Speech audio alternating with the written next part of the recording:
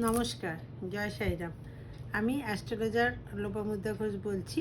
আমি যেটা বলছি বন্ধুরা, অনেকে আমাকে তোমরা জিজ্ঞেস করো যে তোমাদের চন্দ্রমা সংক্রান্ত অনেক রকম প্রবলেম হয়। ধরো তোমার কখনো খুব রাগ হয়ে যাচ্ছে, বা কখনো খুব দুঃখ হচ্ছে, বা কখনো খুব খুশি লাগছে, বা নানা রকম সময় নানা রকম টেনশন হচ্ছে, বা কখনো খুব মনে হচ্ছে কারোর সাথে ঝগড়া করি।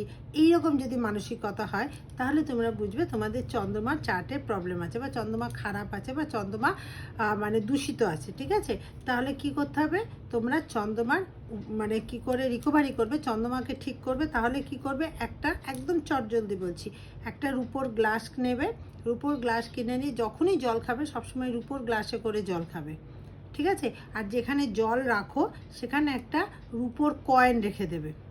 ঠিক আছে, রুপোর কয়েন রেখে দেবে। এতে কি হবে? তোমার চন্দ্রমা সংক্রান্ত প্রবলেমটা দূর হবে, কারণ চন্দ্রমা মজবুত হবে, তাহলে চন্দ্রমা সংক্রান্ত প্রবলেমটা দূর হবে। এটা করলে কিন্তু উপকার পাবে।